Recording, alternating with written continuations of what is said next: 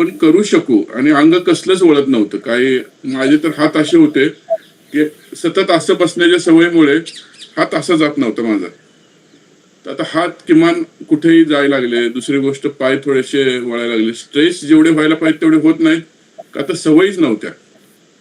ज्या काही सवयी आहेत ते गाडी चालवायची, खुर्चीत बसायचं आणि सोफा सेटवर बसायचं. बाकी वाकून काय करायचं ह्या गोष्टी फारशा नव्हत्या. पण ह्या सवयीमुळे बऱ्याचशा गोष्टी बसता यायला लागल्या. आम्ही आता रोज बसून जेवतो.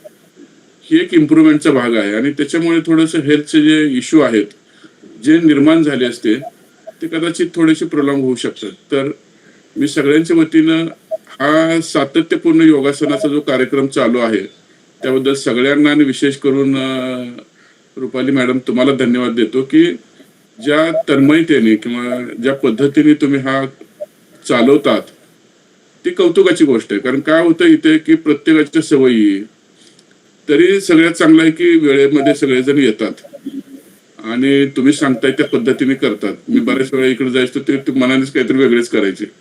तर हा छोटा ग्रुप असल्यामुळे कदाचित तो थोडा डिसिप्लिन आहे. अविनाश काय करणारे 2 दिवस नाहीये, पण सगळेच जण वेल डिसिप्लिन आहेत आणि सगळेजण मन लावून करतायत. तर त्याचं श्रेय तुमचं आहे, की सातत्यपूर्ण आपलं चालू आहे. आणि मला असं वाटतं, की हे कंटिन्यू राहिलं पाहिजे. हे जर कंटिन्यू राहिलं तर 100 वर्ष जगण्यासाठी काय लागतं, तर आरोग्य चांगलं लागतंच. पण त्याच्याबरोबर ही जी मनस्थिती जी आहे, आपण सतत काही ना काहीतरी विचार करत असतो व्यायाम करताना पण.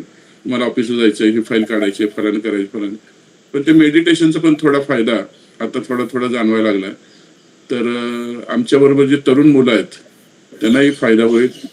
आणि आम्हाला तर फायदा व्हायला लागला. म्हणजे मुद्दा मला हे सगळ्यांना सांगायचं होतं, की ह्या ज्या ऍक्टिव्हिटी आपल्या कंटिन्यू 2-3 महिने आपण करतोय, त्याचा दीर्घकाळ परिणाम होईल. फक्त त्यात सातत्य राहिलं पाहिजे.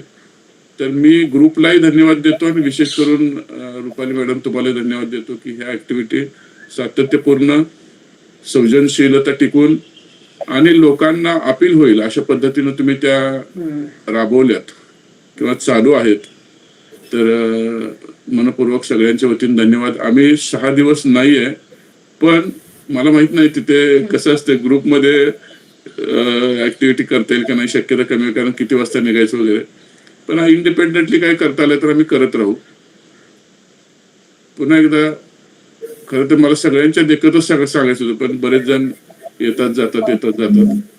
तर धन्यवाद व्यक्त करतो आणि हे सातत्यपूर्ण चालू राहावं असा ठामपणा सगळ्यांनी पण बाळगा आणि तुम्ही पण तसंच सातत्यपूर्ण ठेवावं अशी आशा व्यक्त करतो. Thank you. For sure it go hand in hand. फक्त एका साईडनी प्रयत्न असून चालत नाही, बोथ साईडनी प्रयत्न असतील तर मग हे छान पद्धतीने आपण वर्कआउट करतो आणि असंच होईल. माझ्या साईडनी ही मी प्रॉमिस करते की we will go ahead for longer period of time. Please thank you for your feedback. Thank you. Thank you.